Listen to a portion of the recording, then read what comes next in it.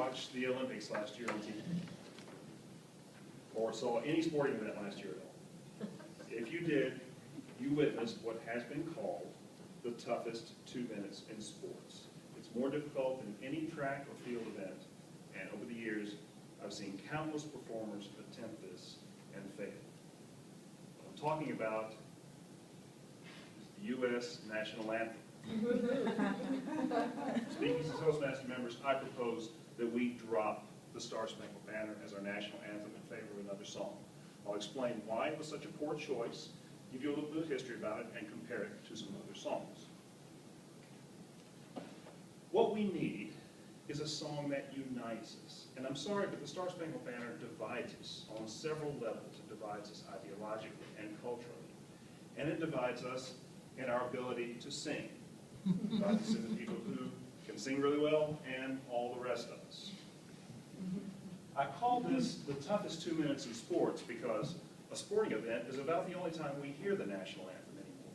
And keep in mind that this is usually performed by an untrained singer without any musical accompaniment.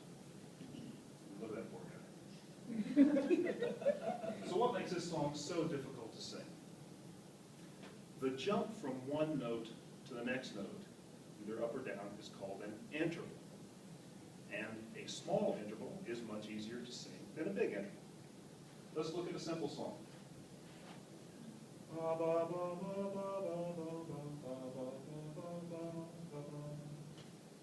Each note changes from the previous note by no more than one step.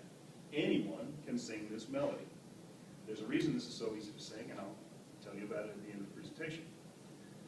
If we add up all these intervals and divide them by the number of notes, then we have a degree of difficulty expressed as a number. In this case, I came up with 0.6. Very easy to sing. So let's see how the Star-Spangled Banner is. Bum, bum, bum, bum, bum, bum, bum, bum, bum, bum. We've got these 2-step intervals and this giant 5-step jump over here.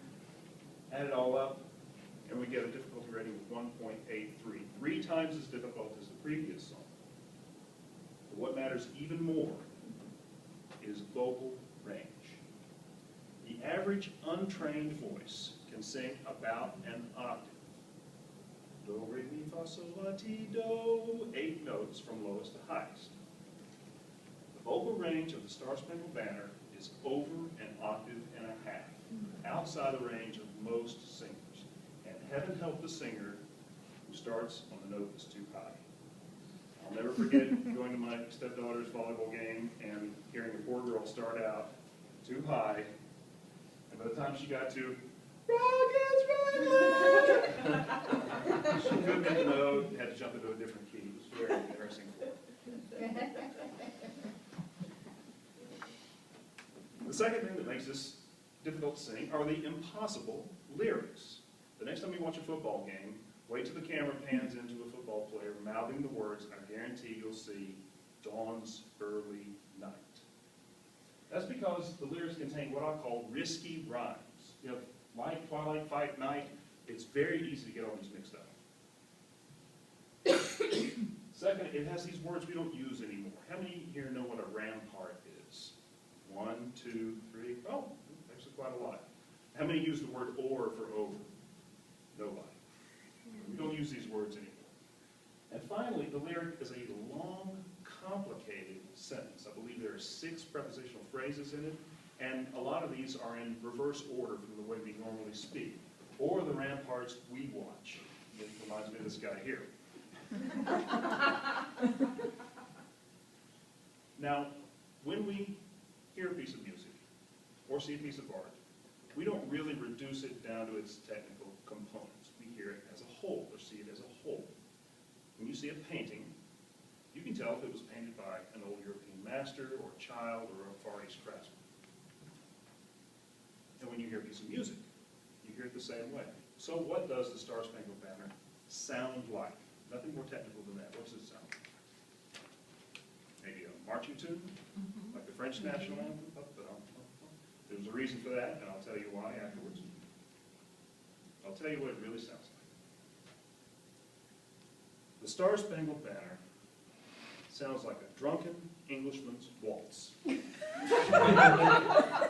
It sounds like a drunken Englishman's waltz because that's what it is. Okay? It is a waltz because it's in 3/4 time. 1, 2, 3, 1, 2, 3, 1, 2, 3. It was written by an Englishman, and the tune was used in a song for a club full of drunks. Okay, I'm exaggerating here, but hear me out.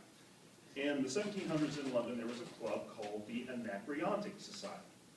They named themselves after a 6th century BC poet named Anacreon, who was known for writing about the pleasures of women and wine. And they had their own song, the Anacreontic song.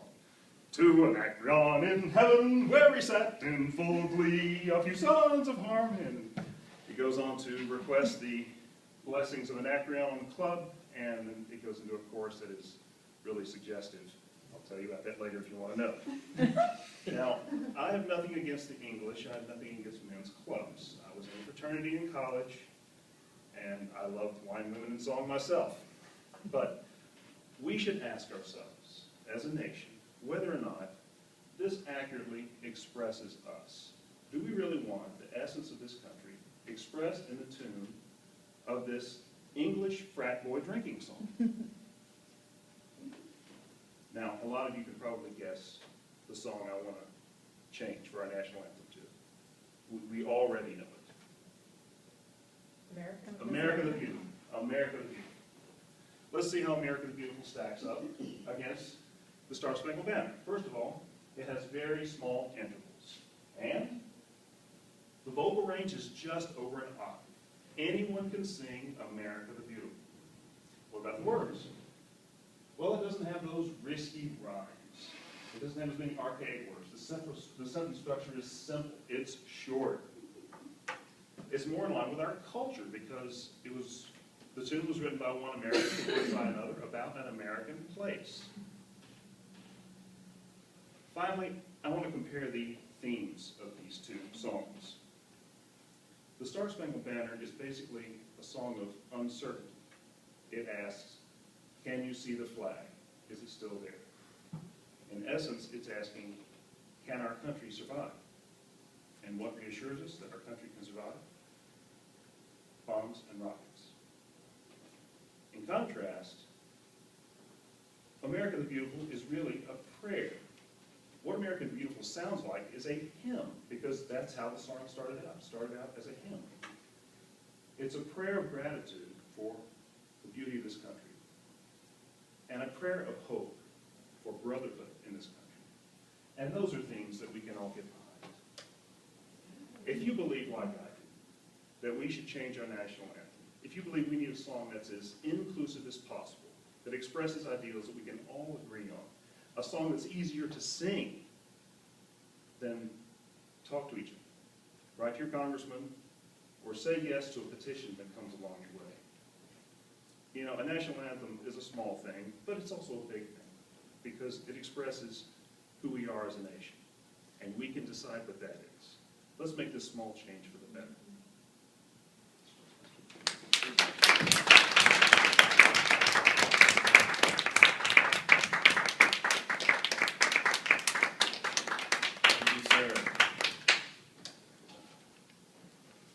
Or the speech we shall cover.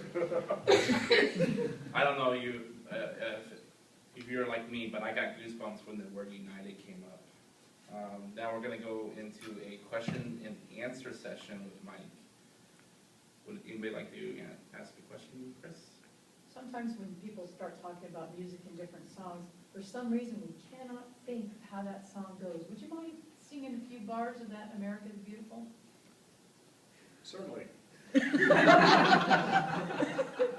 Oh, beautiful for spacious skies, for amber waves of grain, for purple mountain majesty above the fruited plain. Thank you.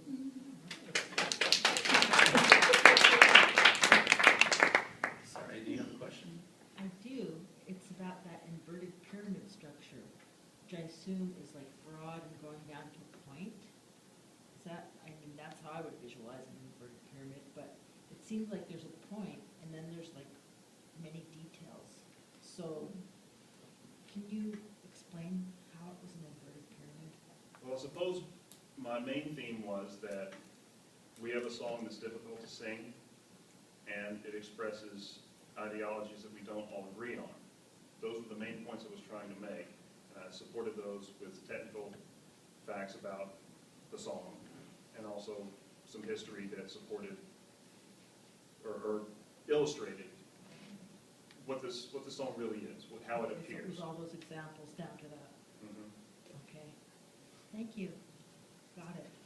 Well, I'll wait for my evaluation. I'll give this the mark. Diane, you have a question? Yes, Mike, is this your proposal, or is there a movement to actually go in this direction? You know, actually, this is just my proposal.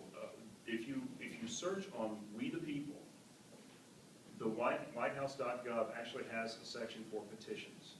And I had hoped to have a petition ready to share with all of you. I didn't get one ready in time. I searched on the keyword anthem at whitehouse.gov. There's nothing there.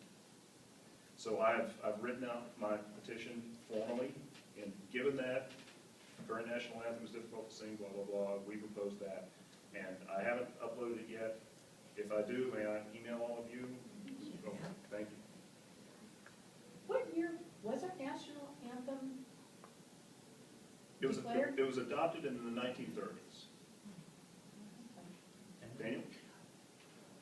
It's a history question. You're gonna trip me up. Of course, I'm a history major. Actually, I'm going to give you a break on the history Thank you. portion of it. But one of the things I notice when I go to baseball games and everything is, yes, I notice the 2 minutes, but I notice it's not just the song. It's people, the disrespect, I believe, that people have when they talk during the song or don't stand up and listen or be quiet. Be quiet is great for me. I personally like that. I don't know if America the Beautiful have any difference with that. I find the disrespect during the song harder to overcome no matter what the song is. Do you agree or disagree? I disagree with you because I believe the feeling of America of the Beautiful is just more reverent. And music can convey a feeling. The feeling of the Star-Spangled Banner is kind of raucous, and it encourages people at a sporting event to really get up and cheer when it's the land of the free.